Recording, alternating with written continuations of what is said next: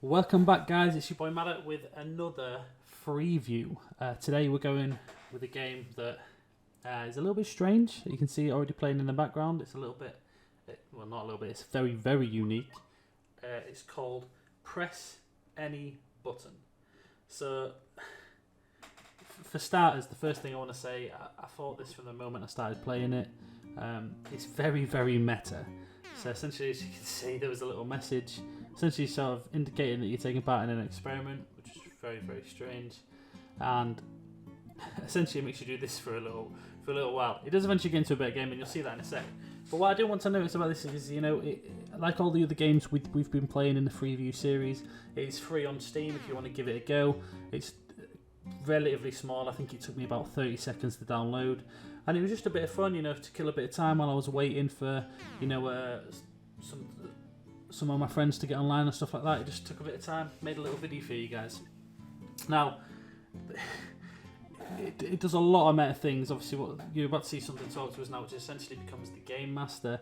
And there isn't really any base story other than the fact that it's an experiment to look at your reactions and stuff like that. And if you play right through to the end of the game, which doesn't take long, it takes you about half an hour, depending on if you're any good. I'm awful, for example. If you play it through to the end, it does give you some sort of stats on how quickly you react and stuff. And they're not really massively important, but I quite liked it. I quite like the aspect. I like games that can take the piss out of themselves, and this is definitely one of them.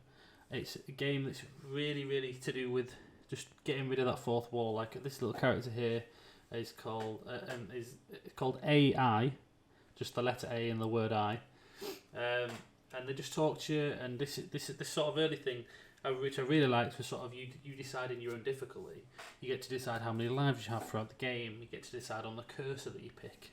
You're about to see it all in a sec, and just little things like that I think are really, really cool. And I do just like the fourth wall breaking. I love it when a game is just willing to break that meta and sort of take the piss out of itself a little bit. That really, for me, I find that quite fun. I think it's quite a nice way for developers to communicate with their audience, as well as putting together, you know, different bits from the game. And I think this is a really, really smart way of getting to know your difficulty levels and stuff, getting the player to decide that, making them choose how hard the game's going to be, so that they know, you know, they can go back to this section and make it a little bit easier if they want to, and they fully understand it all, you know. So this is the little character just talking through, giving me the option to say no. So if I want to change my cursor, we can. It's just a little bit of humour thrown in there. It's just like I like it. It's good stuff. The one thing, obviously, the downside is it's a very basic game. It's made very basically. So obviously, it's like reminds me of an old school 64-bit game. The fundamentals are very simple. You'll see in a sec. Essentially, you've got to stop falling blocks from going to the bottom of the screen. If they fall right down at the bottom of the screen, you lose a life. I get to choose how many lives I have. I think I end up saying 2 is fine. And we sort of crack on. And it actually starts out, you know, one thing I do want to point out about this game, I think they mastered the difficulty curve very, very well. It starts out relatively easy, and eventually gets a little bit harder, and it introduces new mechanics slowly. So for example, you're about to see we're a little bit later into the game now, and you can click the boxes once you've put them down again, and it locks them, which means they don't move, but it does mean you have less of those to move. You can only use 3 at a time, and that is it. It's a relatively basic game, very, very simple, but it's so chilled out. I actually really, really enjoyed myself playing this, just because it gave me the capacity and the time to just relax, have a bit of fun with myself, and just like chill out. I'm getting old. I'm an old man now.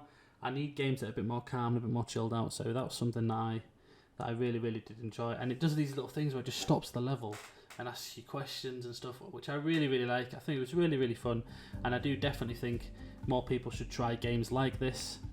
Definitely starting with this on Steam, because it is completely free, and like I said, I found it quite fun. So overall, we gave Press Any Button a gameplay rating of 35 and a graphical rating of 5, as you can see there. That means they slip in, unfortunately, at last place behind Welcome to Ember, but I do think, you know, they're one of the games that have a little bit less time put into them. So I actually think that score's pretty relative. I think the gameplay is very good. I enjoyed it, but obviously graphically it falls down. This has been Maddo anyway. Thank you very much for watching, guys, and I'll see you next time with a Freeview video.